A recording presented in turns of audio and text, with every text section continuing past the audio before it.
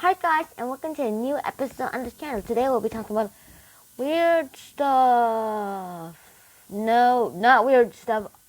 Snap out of it. Today we will be talking about the dull-worthy, the complete short stories of Mark Twain. Now I have been trying to read the whole volume, which by the way is over 800 pages. Very long, I have to say, indeed, very long indeed.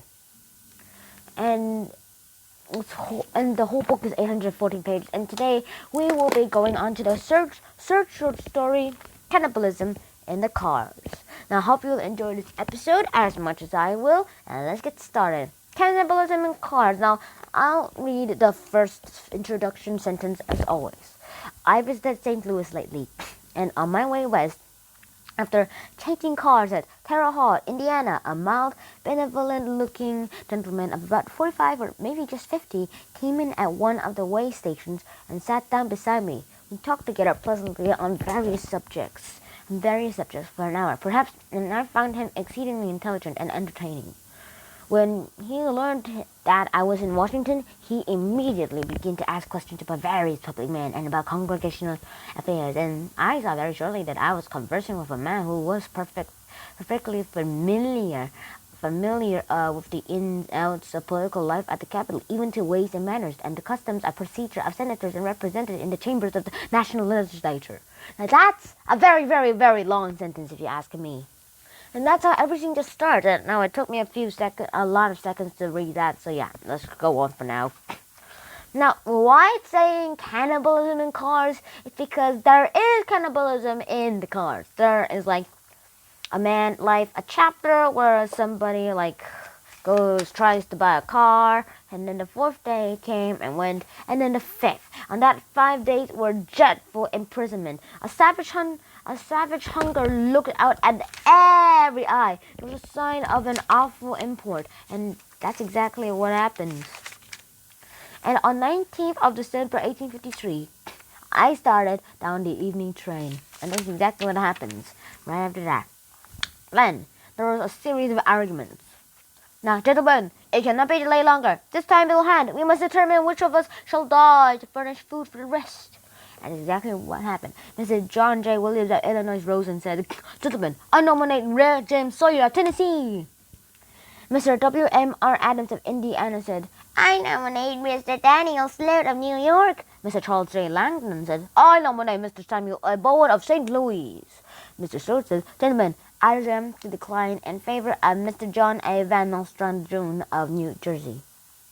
Mr. Cass said, "If there be no objection, the gentleman's desire will be acceded to."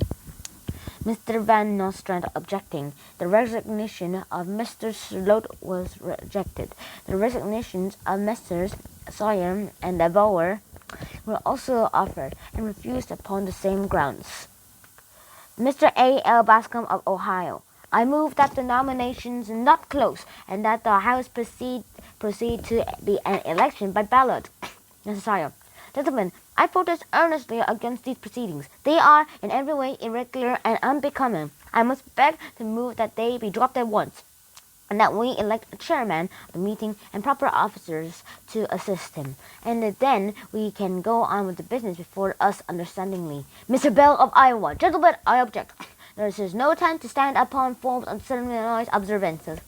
For more than 7 days we have been without food. Every moment we lose in idle discussion increases our distress. I am satisfied with the nominations that have been made. Every gentleman presented is, I believe, and I, for one, do not see why I wish to offer a resolution. Mr. Gaston, I'll be objected to and have a lie over one day under the rules, thus bringing about the very delay you wish to avoid. Void. We wish you to the void. The gentleman from New Jersey, Mr. Van Nostrand, cuts in. Gentlemen, I am a stranger among you. I am not sought for the distinction that has been conferred upon me, and I feel the delicacy of Mr. Morgan of Alabama interrupting and with the previous question. The motion was carried, and lots of debating and all that stuff. And more. Mr. Rogers of Missouri said, "Mr. President, the report being properly before the House now, I move to amend it by the substitutional for the name of Mr. Herman that Mr. Lucius Harris of St. Louis, who is well and honorably known to us all. I do not wish to be understood as casting the least reflection upon the high character and standing of the gentleman from Louisiana, far from it. And that's it. No more discussion readings. And that's basically it. Now this whole book talks about the discussions. And then they were like doing cannibalism, like arguing and then throwing stuff at each other and all that stuff. Like that cannibalism. And then they were arguing about it because of a car and all that stuff. And also food shortages. And how many people can afford to drive vehicles. And that was pretty cannibalism in cars. And that's how the story ends. So yeah. I hope you enjoyed this episode as much as I did. Please like, share, and subscribe to this channel if you haven't already. And I'll see you in the next episode. Shinhan out. Peace.